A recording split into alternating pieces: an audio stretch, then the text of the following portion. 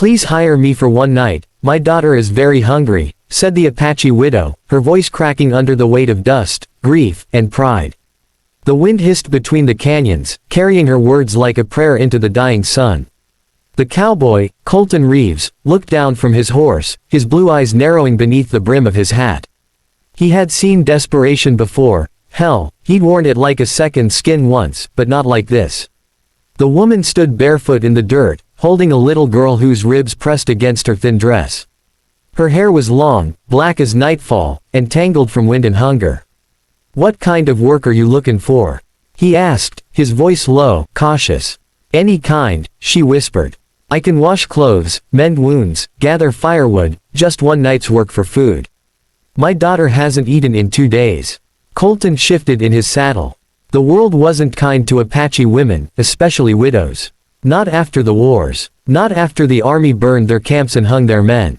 Most folks in these parts would have turned her away, or worse.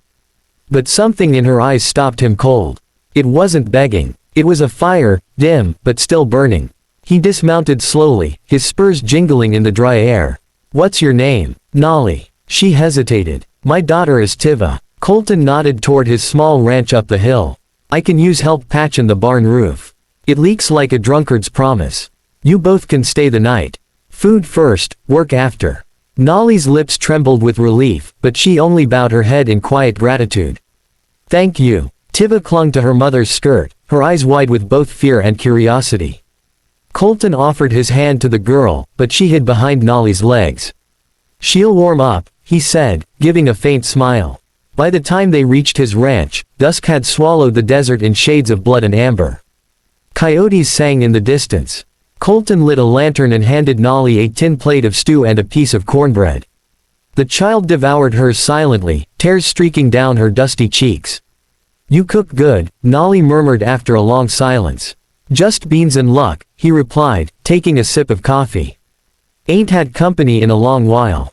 Guess the place got too quiet." She looked around. The small cabin was neat but lonely, a rifle above the door, a Bible on the shelf, and a photograph of a woman smiling in a white dress. "Your wife?" she asked softly. Colton's jaw tightened. "She's gone. Fever took her 2 winters back." They didn't speak after that. Only the fire crackled, and outside, the coyotes grew bolder. When Nolly rose to wash the dishes, he noticed the scars on her wrists. Thin, old, but deep enough to tell stories. He didn't ask. Later, when the moon climbed over the mountains, Colton brought out a blanket and laid it by the hearth. "You can sleep here. I'll take the chair." But Nolly shook her head. "No, I will sleep near the door. If someone comes, I will wake first."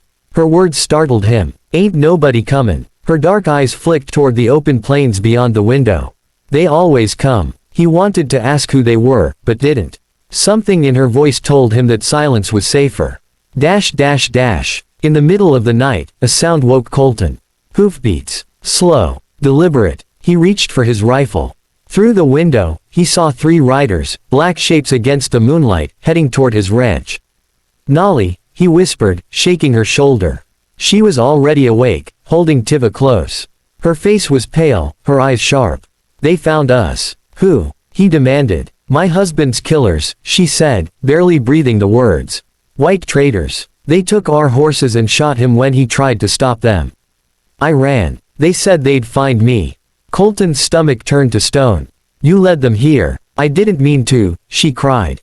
"Please. I just wanted to feed my child." He looked outside again. The riders were close enough now for him to see the glint of rifles. One of them shouted, "We know you're in there, Apache witch. Bring her out and maybe we'll let you live." Colton's blood boiled. "That ain't happenin'." He turned to Nolly. "Take the girl. Get to the cellar. Don't come out till I say."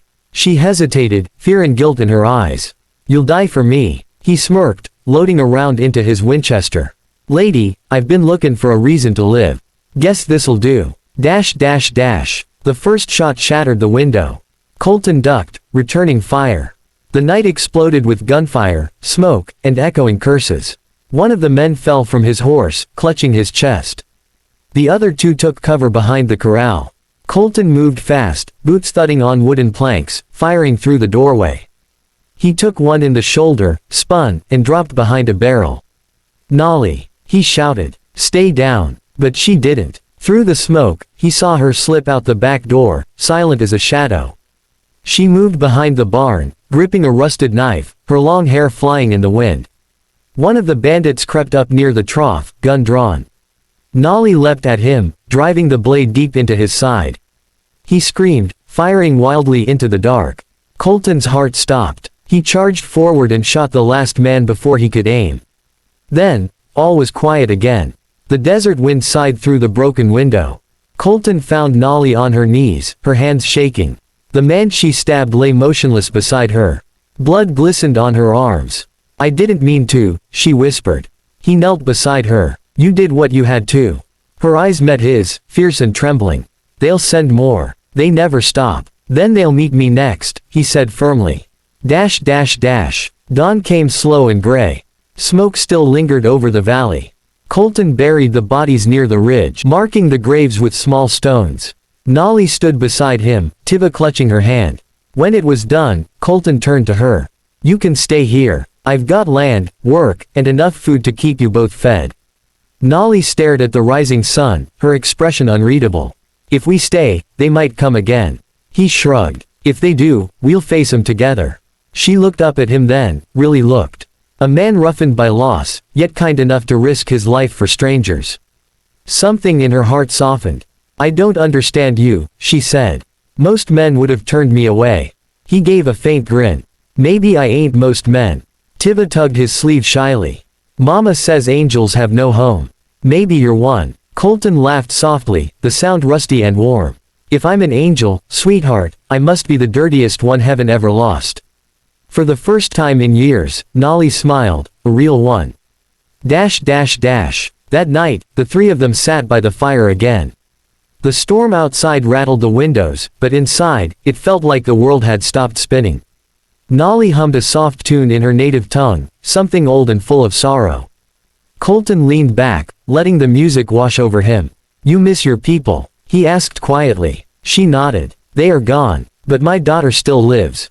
So I must live too." He stared into the flames. "Guess we got that in common." For a long while, neither spoke. The crackle of fire was their only language. Then, softly, Nolly said, "You gave us food, shelter, safety. I cannot repay that." "You already did," Colton murmured. "You reminded me what it's like to fight for something again." Outside, thunder rolled. The wind howled through the valley, carrying away the scent of blood and smoke.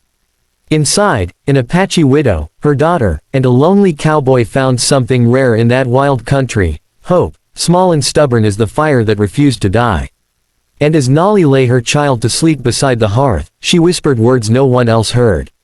"Thank you, stranger, for one night of mercy that became forever."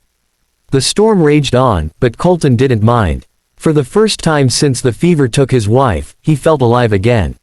He leaned his rifle by the door, looked at the two sleeping figures, and smiled to himself. The desert could take everything from a man, his money, his pride, his peace, but sometimes, if he was lucky, it gave something back. That night, it gave him a reason to believe again.